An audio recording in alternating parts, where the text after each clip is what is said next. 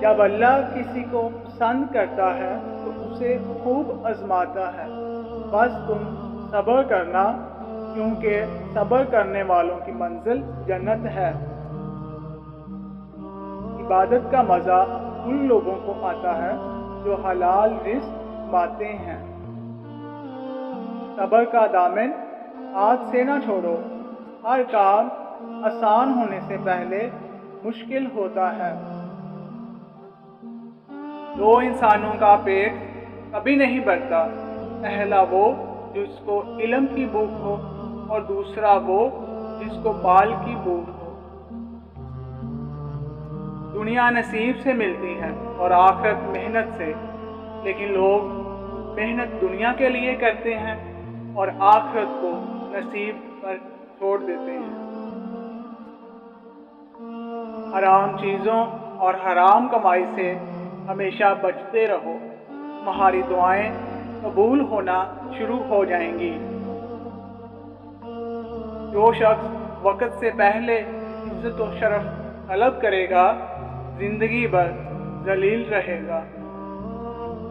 باوضو رہنے سے رزق اور عمر میں اضافہ ہوتا ہے۔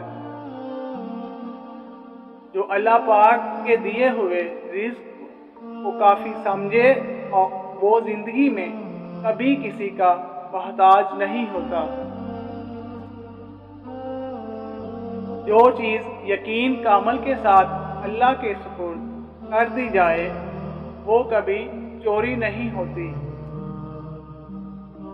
مومن کے لیے ہر وہ دن عید کا دن ہے جس دن وہ کوئی گناہ نہ کرے۔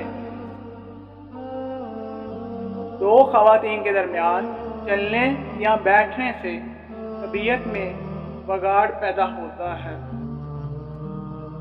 اللہ جب کسی کو اپنی طرف بلانا چاہتا ہے تو اسے کسی کے ہاتھوں ضرور توڑتا ہے، تاکہ اسے احساس ہو جائے کہ اللہ کی محبت کے علاوہ سب محبتیں فنا ہیں۔ کسی ایک کا ہو جانا ہی بندگی ہے۔ ہر روز قبلہ بدلنے والے بے دین ہوتے ہیں۔ اس گھر میں برکت اور خوشیاں کبھی نہیں آ سکتی جس گھر کی عورتوں کی بلند آوازیں گھر سے باہر جاتی ہیں۔ دعا مانگنے کے کچھ اصول ہوتے ہیں، جو ان اصولوں پر پورا نہیں اترتا اس کی دعا قبول نہیں ہوتی۔ خود غرض جاہل اور بے وقوف لوگوں پر جب احسان کرو تو پھر ان کے شر سے بھی بچو۔ جو لوگ محبت کے قابل نہیں ہوتے ان سے محبت کرنا رسوائی کا باعث بنتا ہے۔ حقیقی دوست وہ ہے جو اس وقت تمہیں اپنائے جب تم خالی ہاتھ ہو۔ سجدے کی حالت میں انسان اللہ تعالیٰ کے بہت قریب ہوتا ہے۔ جو شخص اپنے نفس کو مار کر اللہ کے آگے سر جھکاتا ہے وہ عظیم انسان ہے۔ جو لوگ اللہ کے محبوب ہوتے ہیں اللہ انہیں عاجزی کے راستے پر ڈال دیتا ہے۔ جب انسان سچائی سے واقف ہو جائے تو دنیا کی ہر چیز اپنی اہمیت کھو دیتی ہے۔ اللہ کے احکامات کی پیروی کرو اور اپنے نفس کو قابو میں رکھو، کیونکہ نفس انسان کو گناہگار بناتا ہے۔ جس شخص کا دل رسول پاک صلی اللہ علیہ وسلم کی محبت سے خالی ہے وہ بہت بد نصیب ہے۔ نیکی ہمیشہ اللہ کی خوشنودی کے لیے کرنی چاہیے، لوگوں کو دکھانے کے لیے نہیں۔ برے سلوک کا بہترین جواب اچھا سلوک ہے اور جہالت کا بہترین جواب خاموشی خاموشی ہے۔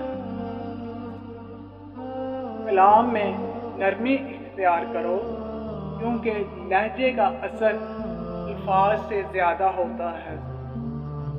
جو غلطی نہیں کر سکتا وہ فرشتہ ہے، اور جو غلطی کر کے ڈٹ جائے وہ شیطان ہے، اور جو غلطی کر کے توبہ کر لے وہ انسان ہے۔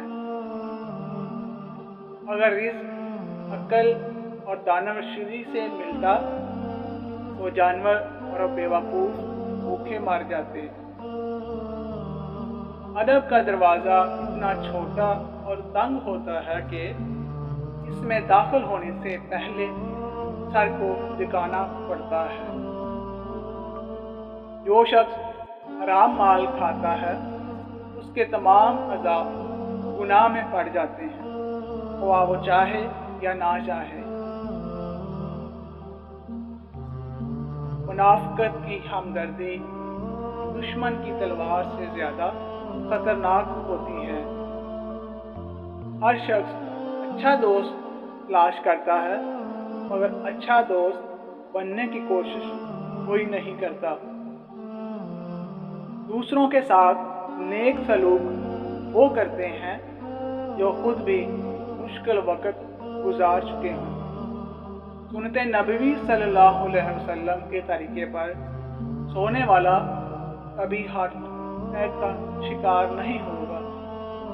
اگر تمہاری آنکھیں خوبصورت ہیں تو تم دنیا سے محبت کرو گے، لیکن اگر تمہاری زبان خوبصورت ہے تو دنیا تم سے محبت کرے گی۔